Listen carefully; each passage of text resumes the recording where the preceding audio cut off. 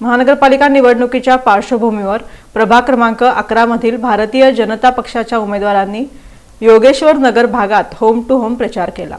महानगरपालिका निवडणुकीच्या पार्श्वभूमीवर प्रभाग क्रमांक 11 मधील अंबिका नगर परिसरात भारतीय जनता पक्षाचे अधिकृत उमेदवार युवराज सरवदे, शारदाबाई रामपुरे, मीनाक्षी कडगंची आणि अजय पोन्नम यांच्या प्रचारार्थ होम टू होम प्रचार मोहीम राबवण्यात येऊन मतदारांशी थेट संपर्क साधला जात आहे।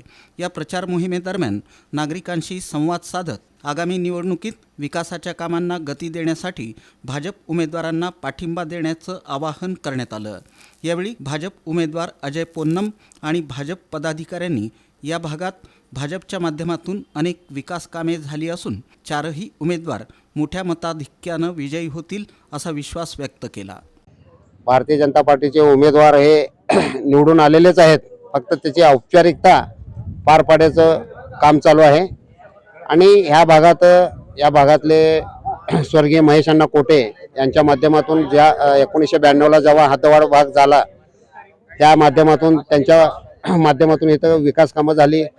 परत ह्या भागात जेव्हा 2009 पासून भारतीय जनता पार्टीचे आमदार म्हणून विजयकुमार देशमुख मालक हे चौथं टर्म ह्या भागातून निवडून येत आहेत, त्यांच्या माध्यमातून ती विकासाची गंगा एकदम बुलेट ट्रेनच्या स्पीडने या भागात धावत आहे।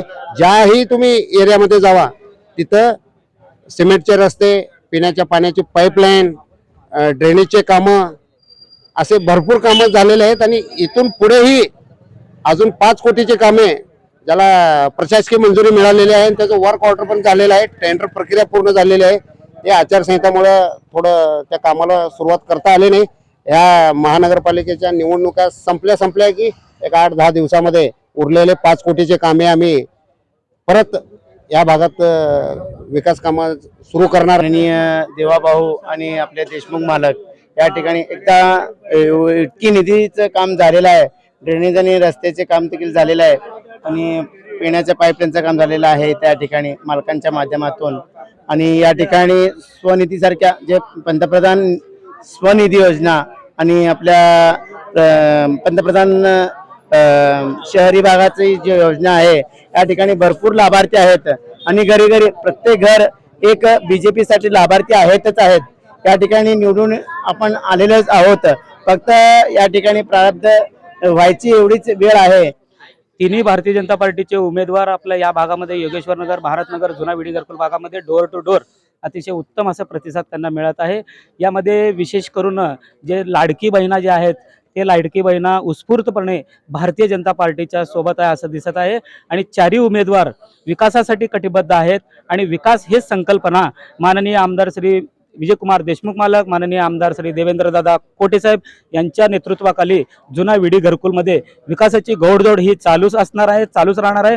आणि सोबत 7 सारथी म्हणून हे आपले भारतीय जनता पार्टीचे चारही उमेदवार या भागात निश्चित विकास करतील असं मला वाटतं। आम्ही आज इथं होम टू होम करताना आमच्या लक्षात आले की इथे बरेचसे जे कामं आहेत ते पूर्ण झालेले आहेत। देशमुख मालक यांच्या निधीतून आज मंता साहेब असतील, रोहन सोमन साहेब असतील, ह्या लोकांनी इथं बरेच कामं जे आहेत, भास्कर मरगल आहेत आणि सतीश भरमशेट्टी अण्णा आहेत, त्यांनी बरेचसे जे कामं तिथं सुरू केलेले आहेत।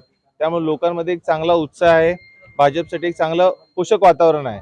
आज हे कामं होत आहेत तर ह्याच्या पुढे देखील काय आहे की आज आपण बघतोय की भाजपचे जे वचननामा आहे त्यामध्ये लोकांसाठी वॉकिंग ट्रॅक आहेत किंवा ऑक्सिजन पार्क असेल आणि शौचालय जे आहेत आणि धूळमुक्त सोलापूर जे करायचं आहे त्या दिशेने आम्हाला इथं भरपूर काम करण्यास म्हणजे वाव आहे।